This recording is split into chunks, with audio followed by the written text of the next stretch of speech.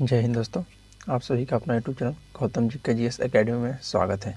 दोस्तों हम लोग इस वीडियो में बिहार एसएस इंटर लेवल का जो न्यू वीक आया है यूथ कंपटीशन का, जिसमें दोस्तों आज हम लोग टेस्ट नंबर 3 देख रहे हैं, जिसको फुल डिस्कशन और साथ में दोस्तों को पीडीएफ चाहिए तो हमारे डिस्क्रिप्शन में टेलीग्राम का लिंक दिया गया है। उस लिंक के माध्यम से आप टेलीग्राम में ज्वाइन हो जाइए और वहाँ पर इसका पीडीएफ प्रोवाइड करा दिया गया है। और यदि आप हमारे यूट्यूब चैनल पर पहली बार हैं तो चैनल को सब्सक्राइब जरूर कीजिए और बेल आइकन को प्रेस कर लीजिए। यदि दोस्तों कोई भी नोटिफिकेशन हो सबसे पहले आपके पास पहुंच जाएगा।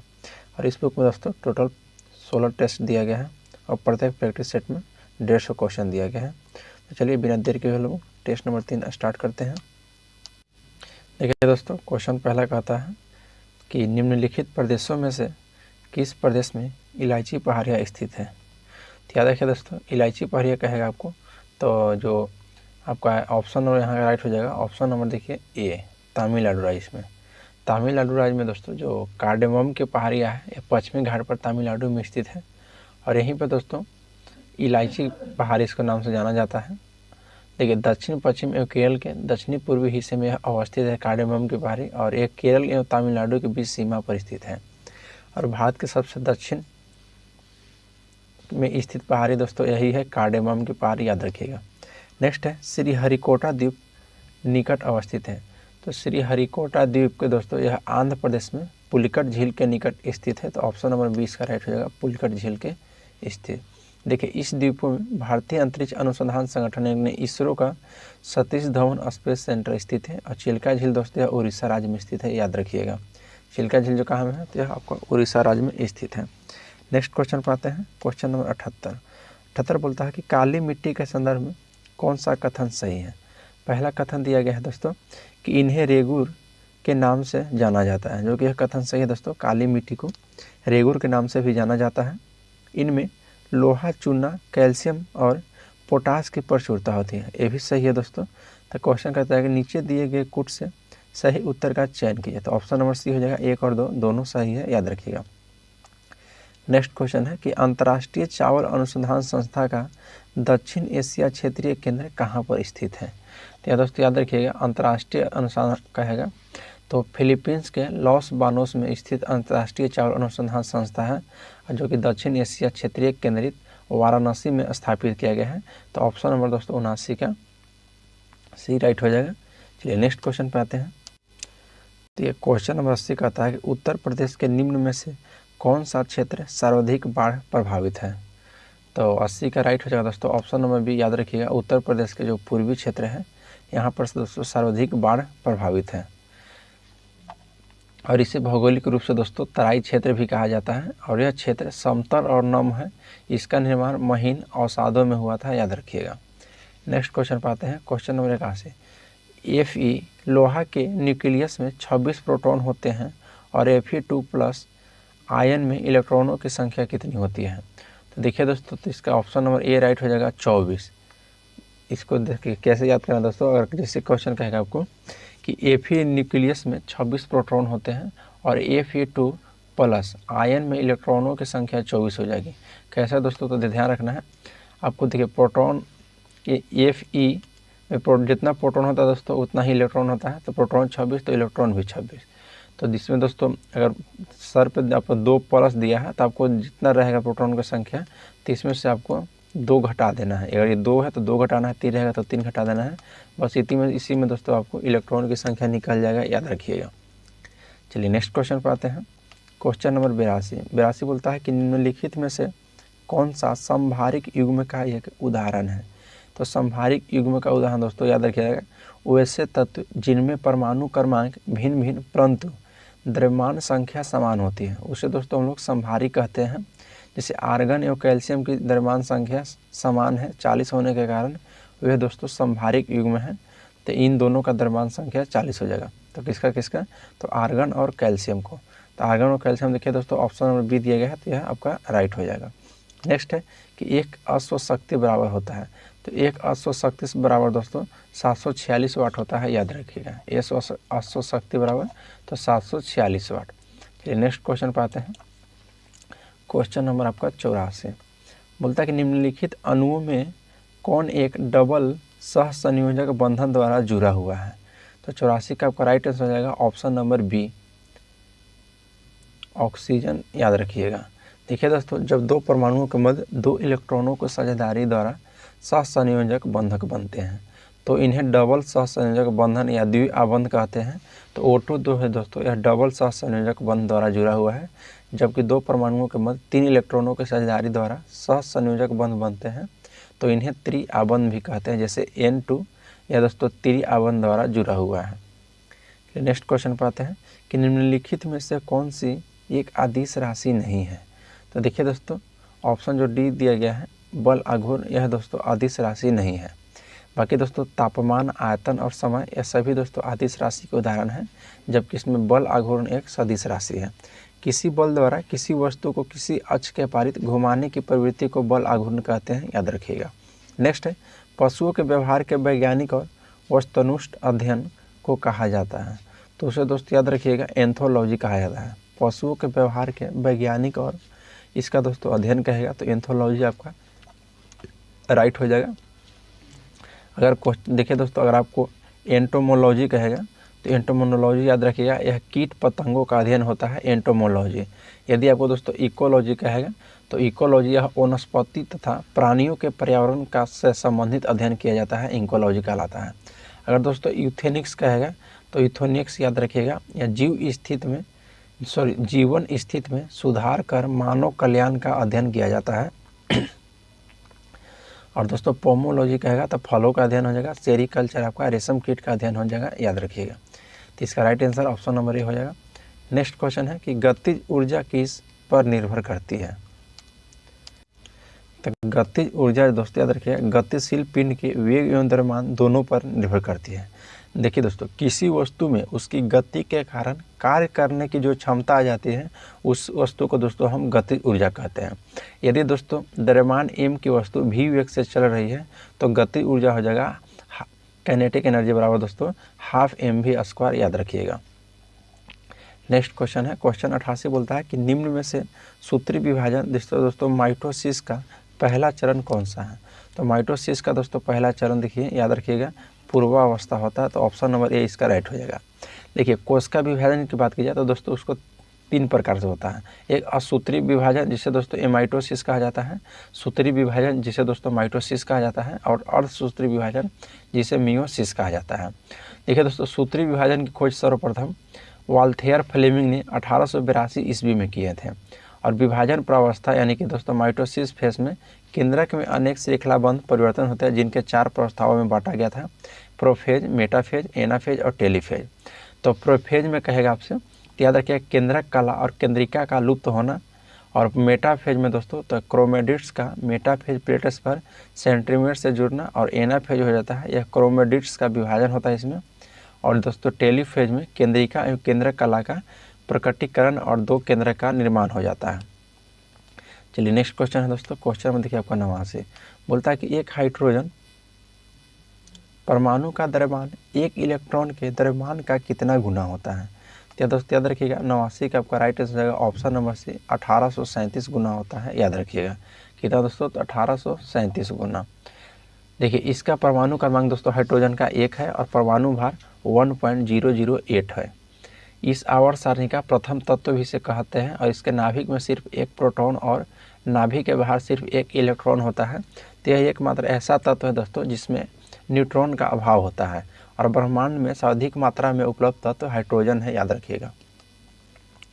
नेक्स्ट है कि अविभेदित कोशिकाओं वाले अधिकांश पौधे में वह उत्तक होता है जो पौधे के उन भागों में पाया जाता है जहाँ वृद्धि की संभावना होती है।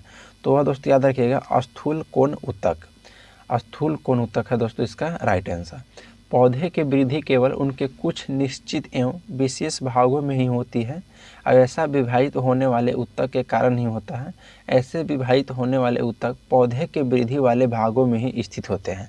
तो इस प्रकार के उत्तक का दोस्तों हम लोग विभाजीय उत्तक कहते हैं, याद रखिएगा। और इनकी कोशिकाओं में केंद्रक बड़ा होता है और जीव द्रव्य जो है कि संघनन तथा रिक्तिका दोस्तों इसमें विहीन होती है। और इन कोशिकाओं में माइटोकॉन्ड्रिया की संख्या अधिक होती है।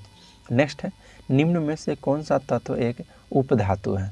तो कौन सा तत्व इसमें दोस्तों एक उपधातु है। तो देखिए वैसे तत्व जिनमें धातु तथा अधातु दोनों का गुण पाया जाता है उसे दोस्तों उपधातु कहते हैं। तो इसमें देखिए ऑप्शन नंबर डी में सिलिकॉन दिया गया है, यह दोस्तों धातु और अधातु का दोनों को गुण पाया जाता है। देखिए आप उपधातु को दोस्तों हम नाम बता रहे हैं, याद रखिएगा।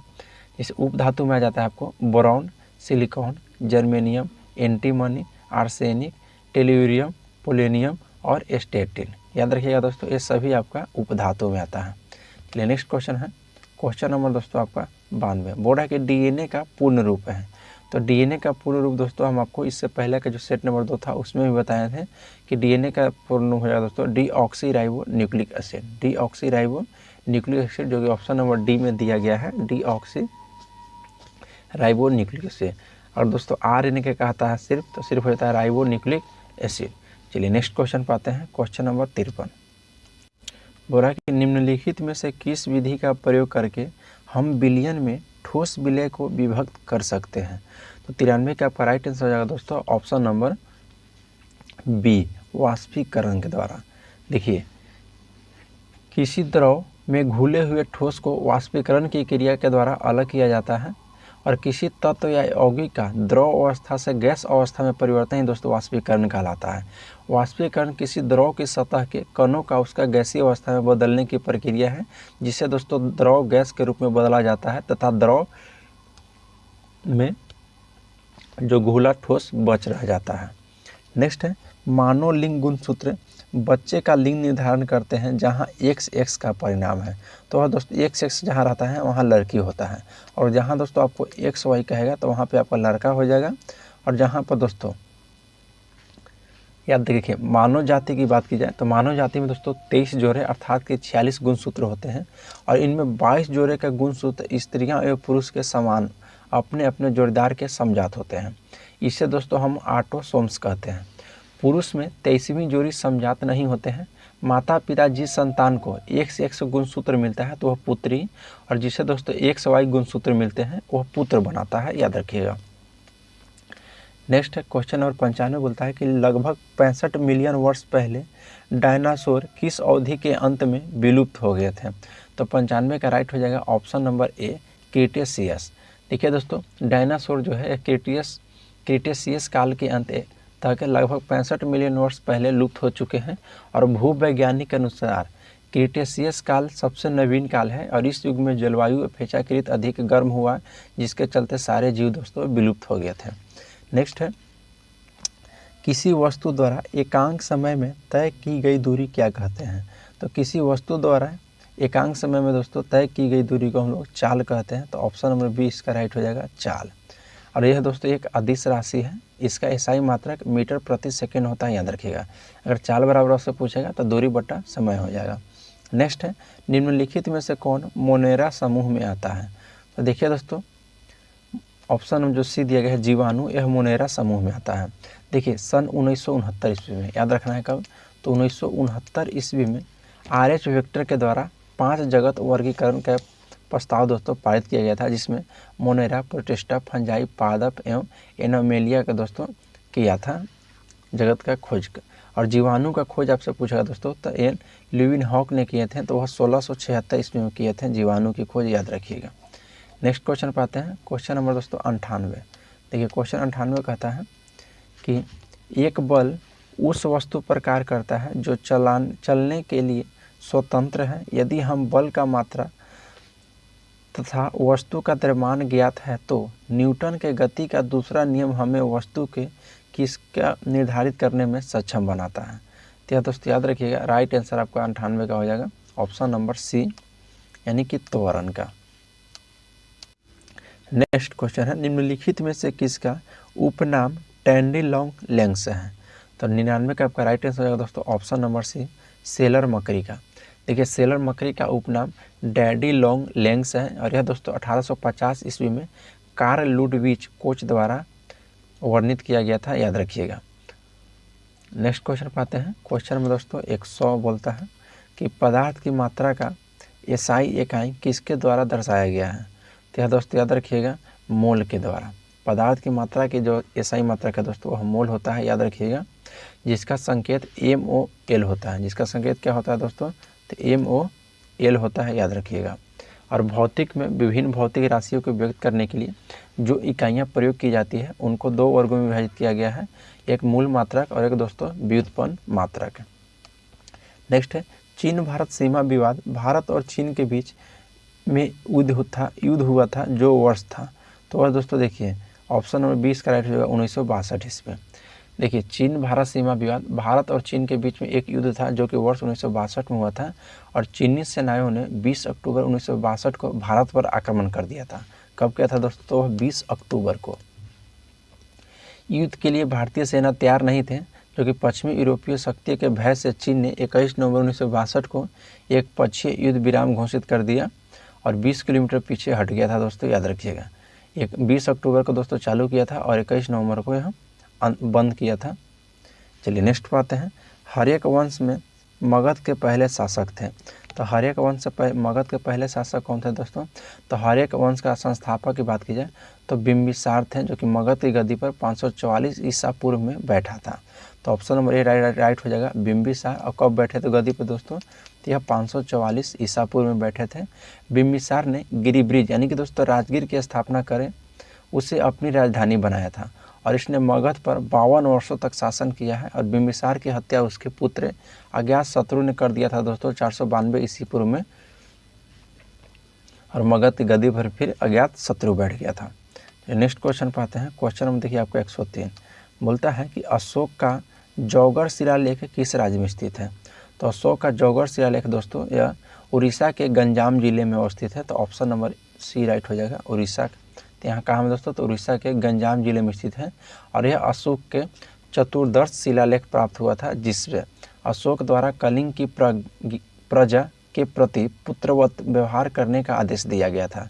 और इसकी खोज दोस्तों 1850 ईस्वी में वाल्टेयर एलियट ने किया था। नेक्स्ट है गंधार कला किन दो कलाओं का संयोजन है? तो गंधार कला जो है दोस्तों यह हिंद और यूनानी कला शैली का मिश्रण कहा जाता है। तो हिंद यूनानी आपका राइट हो जाएगा, ऑप्शन नंबर 104 का बी, याद रखिएगा। नेक्स्ट क्वेश्चन पाते हैं। क्वेश्चन नंबर 105 अलाउद्दीन खिलजी के शासनकाल में निम्नलिखित में से कौन राज्यपाल था? तो देखिए दोस्तों गियासुद्दीन तुगलक और अलाउद्दीन खिलजी के शासनकाल में पंजाब प्रांत का राज्यपाल था। गियासुद्दीन तुगलक जो था दोस्तों यह अलाउद्दीन खिलजी के शासनकाल में पंजाब यानी कि पश्चिमोत्तर प्रांत का दोस्तों यह राज्यपाल था। तो गियासुद्दीन तुगलक आपका राइट आंसर है, जो कि ऑप्शन नंबर सी में दिया गया है, गियासुद्दीन तुगलक। चलिए नेक्स्ट क्वेश्चन पाते हैं।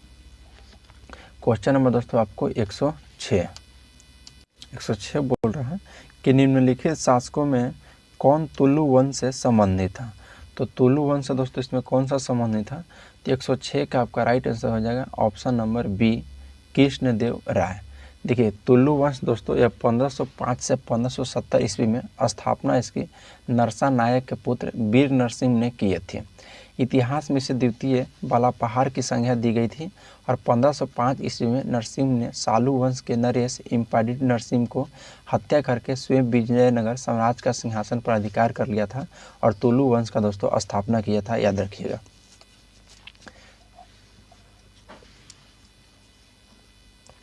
नेक्स्ट क्वेश्चन है निम्नलिखित में से किस वर्ष में भारत में ब्रिटिश औपनिवेशिक सरकार द्वारा मॉन्टफोर्ट सुधार रिपोर्ट कब प्रस्तुत किया गया था? तो 107 का दोस्तों ऑप्शन नंबर सी आपका राइट हो जाएगा 1918 ईस्वी में। देखिए भारत ब्रिटिश में औपनिवेशिक सरकार द्वारा मॉन्टफोर्ट सुधार रिपोर्ट 1918 में प्रस्तुत की गई थी, जिसे वर्ष 1919 में दोस्तों भारत शासन अधिनियम यानी कि मॉन्टेग्यू चेम्सफोर्ड सुधार के नाम से लागू किया गया था। नेक्स्ट है कि नवंबर 1915 ईस्वी में किसको लाहौर में फरवरी 1915 ईस्वी के गद्दर षड्यंत्र में उसकी भूमिका के लिए फांसी दे दिया गया था। तो देखिए दोस्तों जो आपको करतार सिंह सराभा भारत के अंग्रेजों के दास्ता से मुक्त कराने के लिए अमेरिका से बनी गदर पार्टी के सदस्य थे। तो करतार सिंह आपका राइट आंसर हो जाता है करतार सिंह सराभा। इनको दोस्तों जो लाहौर में फरवरी 1915 के गदर षड्यंत्र में इनकी भूमिका रही थी और इन्हीं के तहत दोस्तों इनको फांसी दिया गया था। नेक्स्ट क्वेश्चन पाते हैं। क्वेश्चन नंबर आपको 109 1932 का पूना पैक्ट महात्मा गांधी और किसके बीच एक समझौता हुआ था? तो देखिए दोस्तों पूना पैक्ट यह भीमराव अंबेडकर के बीच हुआ था और महात्मा गांधी के बीच हुआ था। और यह समझौता सरकार द्वारा सांप्रदायिक पंचायत में दलितों के लिए पृथक निर्वाचन मंडल के समाप्त करने के लिए था, याद रखिएगा। नेक्स्ट क्वेश्चन है कि इनमें से किस भारतीय राज्य में सूर्योदय सबसे पहले होता है। तो हम दोस्तों देखिएगा, आप लोग जो कम्युनिटी पोस्ट डालते हैं दोस्तों, जो बोर्ड डालते हैं कम्युनिटी, तो प्रतिदिन डालते हैं, उसमें हमें क्वेश्चन डाले थे दोस्तों कि सूर्योदय सबसे पहले किस घाटी में होता है। तो दोस्तों सूर्योदय पहले दोस्तों जो किस घाटी में हुआ था वहाँ से आप लोग देख लीजिए। राज्य की बात की जाए तो यहाँ दोस्तों अरुणाचल प्रदेश आपका राइट हो जाएगा। तो ऑप्शन नंबर डी इसका राइट हो जाएगा, अरुणाचल प्रदेश। अगर सूर्य अस्त की बात करेंगे आपसे दोस्तों, तो सूर्य अस्त आप याद रखिएगा, यह आपको गुजरात राइट आंसर हो जाएगा। और देखिए उगते सूरज की भूमि इसलिए दोस्तों अरुणाचल प्रदेश को कहा जाता है क्योंकि सूर्योदय सबसे पहले वहीं पर होता है, जबकि वैश्विक दृष्टि से जापान को उगते सूरज का देश कहा जाता है और डूबते सूर्य का देश दोस्तों नॉर्वे को बोला जाता है, याद रखिएगा। नेक्स्ट क्वेश्चन है कि निम्नलिखित में से किसे श्वेत पर्वत यानी कि व्हाइट माउंटेन के नाम से जाना जाता है। तो व्हाइट माउंटेन के नाम से दोस्तों धौलागिरी को जाना जाता है, याद रखिएगा। धौलागिरी दोस्तों पर्वत का नाम संस्कृत के धवल शब्द से व्युत्पन्न हुआ था और धवल का अर्थ श्वेत होता है, इसलिए इसे श्वेत पर्वत भी कहा जाता है, जो कि धौलागिरी हिमालय पर्वत श्रृंखला का ही भाग है, जो कि दोस्तों यह नेपाल में स्थित है, याद रखिएगा। नेक्स्ट क्वेश्चन पाते हैं, क्वेश्चन नंबर 112। तवांग और लहासा को जोड़ने वाली दर्रा का क्या नाम है। तो याद रखिएगा दोस्तों, तवांग और लहासा को जोड़ने वाली दर्रा बुमला दर्रा है। तो ऑप्शन नंबर बी इसका राइट हो जाएगा। तो यह बुमडिल्ला दर्रा दोस्तों याद रखिएगा अरुणाचल प्रदेश में स्थित है। देखिए बुमडिल्ला दर्रा, यांग्याप दर्रा और दिफू दर्रा ये सभी अरुणाचल प्रदेश में अवस्थित है, याद रखिएगा। जिसमें दोस्तों बुमडिल्ला दर्रा की बात की जाए तो तवांग और लहासा को आपस में जोड़ता है और यांग्याप दर्रा के पास दोस्तों ब्रह्मपुत्र नदी भारत में प्रवेश करती है, याद रखिएगा। किस दर्रा से, तो यांग्याप दर्रा से। चलिए नेक्स्ट क्वेश्चन पाते हैं। क्वेश्चन 113 बोलता है कि भारत की सबसे लंबी झील कौन सी है। तो भारत की सबसे लंबी झील दोस्तों पोंगोंग झील है, याद रखिएगा। कौन, तो पोंगोंग। इसकी दोस्तों लंबाई की बात की जाए तो 134 किलोमीटर है, याद रखिएगा 134 किलोमीटर। हालांकि दोस्तों यह भारत और चीन दोनों देश में स्थित है। तो उपयुक्त झीलों में दोस्तों जैसे वेम्बनाथ झील यह भारत में सबसे लंबी झील है और इसकी लंबाई 96.5 किलोमीटर है। पुलकिट एवं क्लोरी झीलों की लंबाई दोस्तों तो 60 किलोमीटर है। तो भारत की पूछा है दोस्तों तो सबसे लंबी झील आपका राइट हो जाएगा वेम्बनाथ झील, याद रखिएगा। तो ऑप्शन नंबर डी इसका राइट हो जाएगा वेम्बनाथ झील। नेक्स्ट क्वेश्चन है कि गंगा नदी और सिंधु नदी तंत्र के बीच कौन सा क्षेत्र जो जल क्षेत्र को पृथक करता है। तो ये दोस्तों अम्बाला, याद रखिएगा। ऑप्शन नंबर डी इसका राइट हो जाएगा।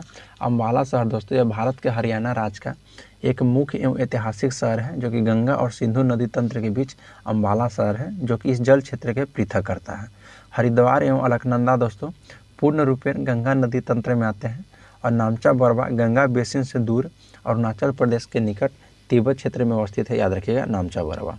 नेक्स्ट है क्वेश्चन नंबर 115 बोलता है कि दामोदर वैली कॉरपोरेशन क्या है। तो दामोदर वैली कॉरपोरेशन दोस्तों याद रखिएगा यह आपका सर्वाधिक निकाय है। देखिए दामोदर घाटी निगम अधिनियम 1948 के तहत स्थापित दामोदर वैली कॉरपोरेशन एक दोस्तों सर्वाधिक निकाय है और अमेरिका के जो टेनिस घाटी प्राधिकरण आधार पर इसकी स्थापना 7 जुलाई 1948 को दामोदर घाटी परियोजना के तहत की गई थी, जिसमें मूल परियोजना में 7 प्रमुख बांध का निर्माण किया जाना था। लेकिन दोस्तों दामोदर घाटी निगम द्वारा केवल 4 बांध जैसे तिलैया, मैथन, कोनार और पंचत का निर्माण किया गया था। तो दामोदर घाटी परियोजना स्वतंत्र भारत की प्रथम बहुउद्देशीय नदी घाटी परियोजना है, याद रखिएगा। नेक्स्ट क्वेश्चन है कि निम्नलिखित में से कौन सा राज्य सूरजमुखी की खेती में अग्रणी है। तो सूरजमुखी की खेती में अग्रणी दोस्तों कर्नाटक है। तो ऑप्शन नंबर सी इसका राइट हो जाएगा कर्नाटक। 116 का था, ठीक है दोस्तों कर्नाटक। क्योंकि दोस्तों देखिए यहाँ पे 3.04 लाख टन के उत्पादन के साथ कर्नाटक दोस्तों भारत का प्रमुख व सर्वाधिक सूरजमुखी उत्पादक राज्य है। इस क्रम में अन्य राज्य की बात की जाए दोस्तों तो आंध्र प्रदेश, फिर महाराष्ट्र, फिर बिहार, फिर उड़ीसा और तमिलनाडु है। और विश्व में सूरजमुखी के अग्रणी उत्पादक देश पूछेगा आपको तो यूक्रेन हो जाएगा, याद रखिएगा। नेक्स्ट क्वेश्चन है क्वेश्चन देखिए 117 संविधान सभा को 10वां अधिवेशन कब आयोजित किया गया था। तो संविधान सभा का दोस्तों 10वां अधिवेशन आपको 6 से 17 अक्टूबर 1949 तक आयोजित किया गया था, जो कि ऑप्शन नंबर ए में दिया गया है 6 से 17 अक्टूबर 1949 में। आयोजित किया गया था। और भारतीय संविधान के निर्माण हेतु दोस्तों गठित संविधान की कुल 12 बैठक हुआ था, याद रखिएगा, जिसमें प्रथम अधिवेशन दोस्तों 9 दिसंबर 1946 को हुआ था और 11वां अधिवेशन 26 नवंबर 1949 को हुआ था और 12वां अधिवेशन यानी कि 24 जनवरी 1950 को जब हुआ था दोस्तों, और उसी में हस्ताक्षर हुआ था। नेक्स्ट पे आते हैं, बोलता है कि भारत के संविधान की दूसरी अनुसूची के भाग ई में निम्नलिखित में से किस अधिकारी के वेतन परिलब्धियों का उल्लेख किया गया है। तो 118 का आपका राइट हो जाएगा दोस्तों ऑप्शन नंबर सी, नियंत्रण एवं महालेखा परीक्षक के। देखिए दोस्तों, भारतीय संविधान के दूसरी अनुसूची में राष्ट्रपति, राज्यपाल, लोकसभा अध्यक्ष, उपाध्यक्ष, राज्यसभा के सभापति और उपसभापति, उच्चतम न्यायालय और उच्च न्यायालय के न्यायाधीश, भारत के नियंत्रण एवं महालेखा परीक्षक आदि के वेतन, भत्तों और पेंशन आदि का उल्लेख किया गया है। और अनुसूची 2 के ई में दोस्तों नियंत्रण एवं महालेखा परीक्षक के परिलब्धियों का उल्लेख किया गया है। नेक्स्ट क्वेश्चन है, क्वेश्चन नंबर देखिए 119 बोलता है दोस्तों कि भारतीय संविधान का अनुच्छेद 48A पर्यावरण का संरक्षण और सुधार एवं वन और वन्यजीव की सुरक्षा किससे संबंधित है। तो यह दोस्तों याद रखिएगा, यह राज्य के नीति निर्देशक सिद्धांत से संबंधित है। कि देखिए दोस्तों, भारतीय संविधान के भाग 4 अनुच्छेद की बात की जाए दोस्तों तो 36 से 51 तक राज्य के नीति निर्देशक सिद्धांत का वर्णन किया गया है, जिसमें अनुच्छेद 48 के ए में दोस्तों पर्यावरण का संरक्षण तथा संवर्धन और वन तथा वन्यजीव की रक्षा से संबंधित है, याद रखिएगा। नेक्स्ट क्वेश्चन है, क्वेश्चन 120 कहता है कि भारत के राष्ट्रपति को उनके पद से कौन हटा सकता है। तो भारत के राष्ट्रपति के पद से दोस्तों याद रखिएगा अनुच्छेद 61 के तहत राष्ट्रपति पर महाभियोग से संबंधित है, जो कि राष्ट्रपति द्वारा संविधान के अतिक्रमण पर संसद के किसी सदन द्वारा उस पर महाभियोग की प्रक्रिया चलाई जा सकती है। तो ऑप्शन नंबर सी इसका राइट हो जाएगा दोस्तों संसद, जो कि दोस्तों प्रक्रिया चलाया जाता है। तो परंतु इसके लिए आवश्यक है दोस्तों कि राष्ट्रपति को 14 दिन पहले लिखित सूचना देने के लिए, याद रखिएगा। चलिए नेक्स्ट क्वेश्चन पाते हैं। क्वेश्चन देखिए 121 बोलता है कि लोकसभा में किसी विशेष दिन पर चर्चा के लिए स्वीकृत मौखिक उत्तरों के लिए तारांकित प्रश्नों की अधिकतम संख्या कितनी होती है। तो तारांकित प्रश्नों के दोस्तों अधिकतम संख्या आपसे पूछेंगे तो याद रखिएगा 20 होती है। तो ऑप्शन नंबर डी इसका राइट हो जाएगा दोस्तों 20। देखिए, लोकसभा में किसी विशेष दिन पर चर्चा के लिए स्वीकृत मौखिक उत्तरों के लिए तारांकित प्रश्न का अधिकतम संख्या 20 होती है। तारांकित प्रश्न ऐसे प्रश्न होते हैं जिसका उत्तर प्रश्नकर्ता सदन में तत्काल मौखिक रूप से चाहता है। ज्ञात हो के बाद पूरक प्रश्न भी पूछे जाते हैं। तो प्रश्नकाल सामान्यतः प्रतिदिन संसद के दोनों सदनों में बैठने के पश्चात कार्यवाही का प्रथम घंटा दोस्तों, जो कि दोपहर 11 बजे से 12 बजे तक का होता है। और भारत में संसदीय प्रश्न पूछने का प्रक्रिया सर्वप्रथम 1892 ईस्वी में भारत परिषद अधिनियम से शुरू हुआ था। संसद में पूछे जाने वाला प्रश्न दोस्तों 3 प्रकार का होता है, तारांकित प्रश्न, अतारांकित प्रश्न और अल्प सूचना प्रश्न, याद रखिएगा। नेक्स्ट है, विधान परिषद की सदस्य के लिए न्यूनतम आयु सीमा क्या है।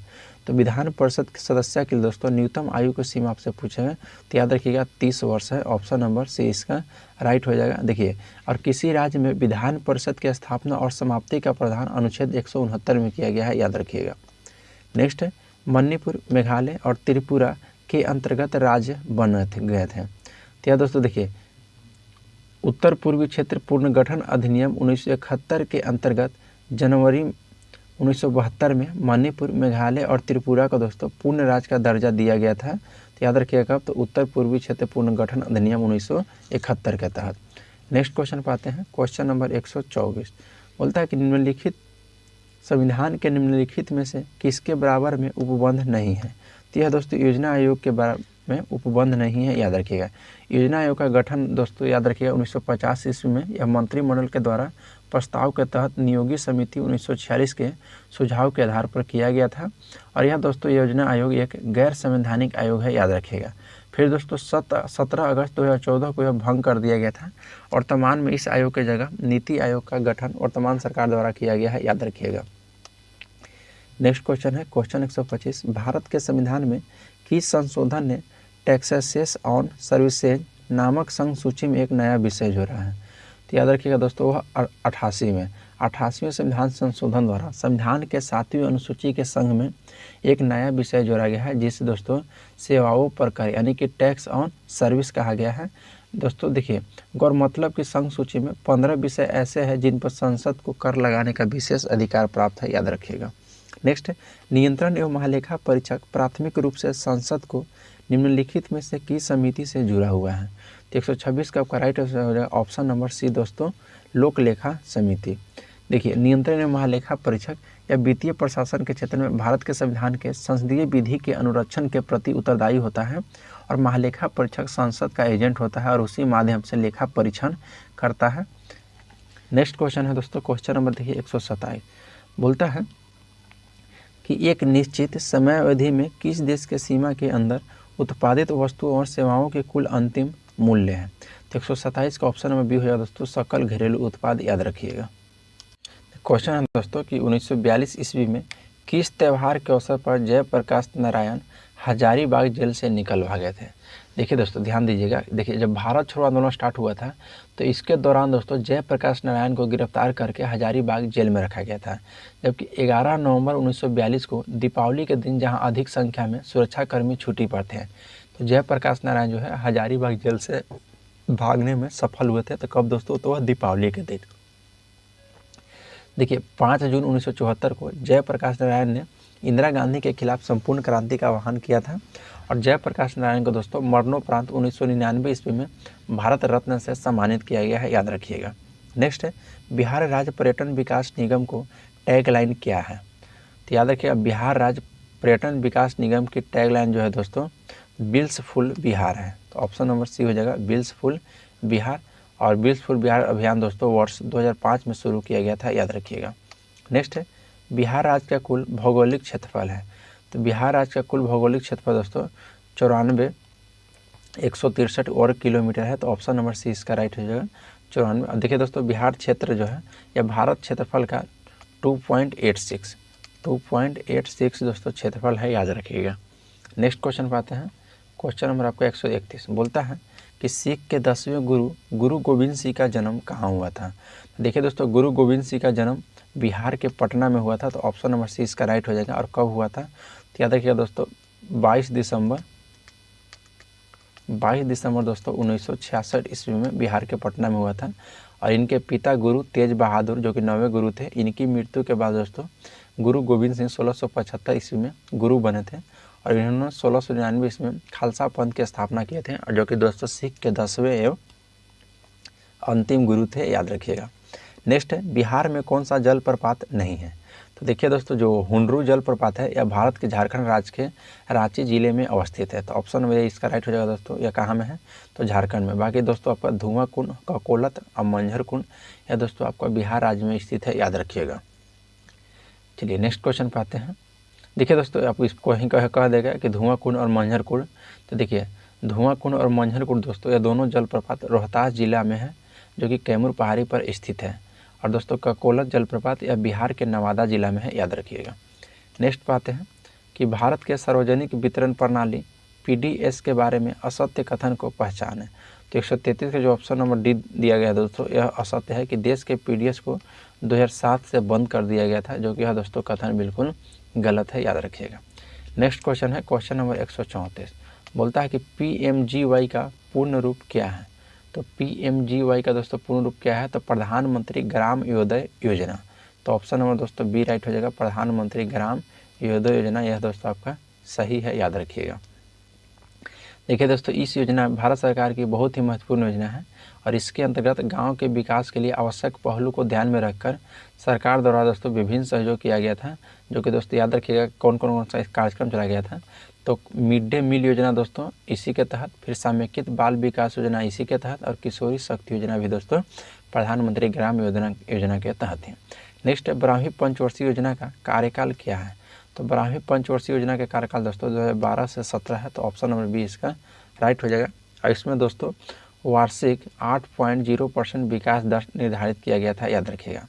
और 12वीं पंचवर्षीय योजना का दोस्तों लक्ष्य क्या था? तो त्वरित समापोषणीय एवं अधिक समावेशी समृद्धि, याद रखिएगा। नेक्स्ट है कि नोबेल शांति पुरस्कार जीतने वाले पहले अमेरिकी कौन थे? तो देखिए दोस्तों थियोडोर रूजवेल्ट जो कि शांति के लिए नोबेल पुरस्कार जीतने वाले पहले अमेरिकी थे। तो ऑप्शन नंबर सी राइट हो जाएगा, थियोडोर रूजवेल्ट। नेक्स्ट है, प्रसिद्ध संपादक, कवियत्री, विदुषी और लेखिका इंदिरा स्वामी को कौन सी भाषा के लिए ज्ञानपीठ पुरस्कार दिया गया था? तो याद रखिएगा दोस्तों, इंदिरा गोस्वामी को असमिया भाषा के लिए दिया गया था। तो ऑप्शन नंबर सी इसका राइट हो जाएगा। और यह दोस्तों 36वां ज्ञानपीठ पुरस्कार मिला था, याद रखिएगा। नेक्स्ट क्वेश्चन पाते हैं, क्वेश्चन नंबर 138 बोल रहा है कि रियो ओलंपिक्स में भारत के लिए पहला पदक किसने जीता था? तो रियो ओलंपिक्स में दोस्तों भारत के लिए पहला पदक साक्षिक मलिक ने जीता था, जो कि दोस्तों ऑप्शन नंबर डी में दिया गया है, साक्षिक मलिक, याद रखिएगा। नेक्स्ट, डकवर्थ लुईस स्टर्न विधि निम्नलिखित में से किस खेल से संबंधित है? तो डकवर्थ लुईस स्टर्न मेथड यह दोस्तों एक गणितीय सूत्रीकरण है जिसको इस्तेमाल मौसम या अन्य परिस्थितियों में प्रभावित सीमित ओवरों को क्रिकेट मैच में बल्लेबाजी करने वाले टीम के लिए टारगेट स्कोर की गणना करने के लिए किया जाता है। तो ऑप्शन नंबर डी इसका राइट हो जाएगा, क्रिकेट। नेक्स्ट है, लघु गणक का आविष्कार किसने किया था? तो लघु गणक का आविष्कार यह जॉन नेपियर के द्वारा किया गया था। तो ऑप्शन नंबर डी इसका राइट हो जाएगा, जॉन नेपियर। कब किया गया था? तो 1614 ईस्वी में, याद रखिएगा। नेक्स्ट पाते हैं, क्वेश्चन नंबर 141 बोलता है कि भारत का वह कौन सा शहर हाल ही में वर्ल्ड सिटीज कल्चर फोरम का हिस्सा बनाया गया था? तो देखिए दोस्तों, जो आपका बंगलुरु शहर है यह वर्ल्ड सिटीज कल्चर फोरम का हिस्सा बनाया गया है, याद रखिएगा। नेक्स्ट है क्वेश्चन नंबर 142 की विश्व के मुद्राओं के संदर्भ में निम्नलिखित में से कौन सा युग्म सही ढंग से मेल खाता है? तो देखिए दोस्तों, जो ऑप्शन नंबर सी दिया गया है, म्यांमार की मुद्रा क्यात है, याद रखिएगा। म्यांमार की मुद्रा क्या है? तो दोस्तों क्यात है। और देखिए जापान की मुद्रा दोस्तों, जापान की करेंसी येन है। और रूस के पूछेगा तो रूस का हो गया रूबल, रूसी रूबल या खलीय रूबल। अगर चीन का पूछेगा दोस्तों तो चीन का रूबल नहीं है, यह रूस का है। चीन का दोस्तों आपका हो जाएगा रेनामिमी या युआन। और भूटान का दोस्तों निगुल्ट्रम। और म्यांमार का आपका क्यात। नेक्स्ट है, ऑस्ट्रिया की राजधानी क्या है? तो ऑस्ट्रिया की राजधानी आपसे पूछेगा तो ऑस्ट्रिया की राजधानी आपका राइट हो जाएगा, ऑप्शन नंबर सी या दोस्तों वियना। ऑस्ट्रिया की राजधानी वियना है। और ब्यूनस आयर्स का दोस्तों यह अर्जेंटीना की राजधानी है। रोम दोस्तों आपको इटली की राजधानी है। और जो डबलिन है यह आपकी आयरलैंड की राजधानी है, याद रखिएगा। देखिए दोस्तों, इसमें हम लोग सिर्फ जीके जीएस को देख रहे हैं। अगर आप हमारे यूट्यूब चैनल पर पहली बार आए हैं तो चैनल को सब्सक्राइब जरूर कीजिएगा और बेल आइकन को प्रेस कर लीजिएगा ताकि कोई भी नोटिफिकेशन हो सबसे पहले आपके पास पहुंच जाए। अगर दोस्तों इसका आप लोग का PDF चाहिए तो हमारा डिस्क्रिप्शन में टेलीग्राम का लिंक दिया गया है, उस लिंक के माध्यम से आप टेलीग्राम में ज्वाइन हो जाइए। वहाँ पे इसका PDF प्रोवाइड करा दिया गया दोस्तों, फुल 150 क्वेश्चन का। मैथ रीजनिंग भी दोस्तों वहीं, लेकिन फुल डिस्कशन के साथ रहेगा, तो इसलिए आप लोग ग्रुप में ज्वाइन हो जाइए और वहाँ से दोस्तों मैथ रीजनिंग आप लोग बना लीजिएगा। नेक्स्ट है, क्वेश्चन कहता है कि सापेक्षिकता का सिद्धांत की खोज किसने की थी? तो सापेक्षिकता का खोज सिद्धांत दोस्तों यह अल्बर्ट आइंस्टीन किए थे, याद रखिएगा। तो Albert Einstein, option number B इसका राइट हो जाएगा। और इन्हीं ने दोस्तों सापेक्षता का सिद्धांत जो कि द्रव्यमान ऊर्जा समीकरण भी दिए थे, E = mc², याद रखिएगा। और इनको 1921 ईस्वी में भौतिकी का नोबेल पुरस्कार दिया गया था प्रकाश विद्युत प्रभाव के लिए, जो कि प्रकाश विद्युत प्रभाव की खोज किए थे। इसके लिए दोस्तों इनको 1921 ईस्वी में भौतिकी का नोबेल पुरस्कार दिया गया था, न कि दोस्तों इनको E = mc² के लिए नोबेल पुरस्कार नहीं दिया गया है, याद रखिएगा। नेक्स्ट है, सिस्मोमीटर का किसके द्वारा आविष्कार किया गया है? तो सिस्मोमीटर का दोस्तों याद रखिएगा लुइगी पल्मीरी एक भौतिक वैज्ञानिक मौसम विज्ञानी थे दोस्तों। इन्होंने ही भूकंप मापी यानी कि सिस्मोमीटर यंत्र का आविष्कार किए थे। कौन? तो लुइगी पल्मीरी। तो ऑप्शन नंबर देखिए लुइगी पल्मीरी, ऑप्शन नंबर बी में दिया गया दोस्तों लुइगी पल्मीरी। नेक्स्ट है कि नाउ ओ ब्रीथ पुस्तक के लिए गोल्डन बुक अवार्ड्स 2023 से किसे सम्मानित किया गया है? तो दोस्तों याद रखिएगा 6 फरवरी 2023 को राखी कपूर को दिया गया था। तो ऑप्शन नंबर सी इसका राइट हो जाएगा। नेक्स्ट, भारत की अध्यक्षता में G20 एम्पायर शिखर सम्मेलन का आयोजन किस शहर में किया गया है? तो 147 का ऑप्शन नंबर ए राइट हो जाएगा, गांधीनगर यानी कि गुजरात में किया गया है, याद रखिएगा एम्पायर शिखर सम्मेलन का। नेक्स्ट पाते हैं, सरकार ने अनाधिकृत कोयला खनन गतिविधियों को सूचना देने के लिए कौन सा मोबाइल ऐप लॉन्च किया दोस्तों? तो याद रखिएगा खनन प्रहरी जो है दोस्तों यह मोबाइल ऐप लॉन्च किया गया है। नेक्स्ट है कि हाल ही में नार्दर्न वुड एक्सपो का आयोजन कहाँ किया गया है? तो नार्दर्न वुड एक्सपो का आयोजन दोस्तों याद रखिए कहाँ किया गया है? तो यह दोस्तों आपको पटना में किया गया है। तो ऑप्शन नंबर ए इसका राइट हो जाएगा। और 9-11 दिसंबर 2022 में किया गया था, याद रखिएगा। ठीक है दोस्तों, इस सेट का आपका लास्ट क्वेश्चन है। बोल रहा है कि हाल ही में भारतीय पुरातत्व सर्वेक्षण विभाग ने बिहार के किस जिले में धनात्मक लघु अस्फुट की खोज किया है? क्या दोस्तों देखिए भारतीय पुरातत्व सर्वेक्षण यानी कि ASI ने बिहार के नालंदा जिला का विश्व धरोहर स्थल नालंदा महाविहार परिसर के भीतर धनात्मक लघु में खोज किया दोस्तों। तो ऑप्शन नंबर डी आपका राइट हो जाएगा नालंदा में। देखिए दोस्तों, इस सेट में टोटल 150 क्वेश्चन था, जिसमें हम लोग 75 क्वेश्चन को देखे हैं, जिसमें जीके जीएस सिर्फ। मैथ रीजनिंग के लिए दोस्तों आपको हम पहले ही बता दिए कि PDF मिलेगा, वो भी फुल डिस्कशन के साथ। आप टेलीग्राम में ज्वाइन हो जाइए और वहाँ के देखिए दोस्तों, नीचे लिंक दिया गया है डिस्क्रिप्शन में। तो चलिए आज के लिए इतना ही, मिलते हैं दोस्तों आप सब नेक्स्ट क्लास में। आज टेस्ट नंबर हम लोग 3 समाप्त कर दिए हैं, जिससे पहले का टेस्ट नहीं देखे हैं तो हमारा दोस्तों यूट्यूब चैनल पर प्लेलिस्ट बनाकर डाल दिया गया है, वहाँ से आप लोग जरूर देखिए। चलिए आज के लिए इतना ही, मिलते हैं आपसे नेक्स्ट क्लास में। जय हिंद दोस्तों।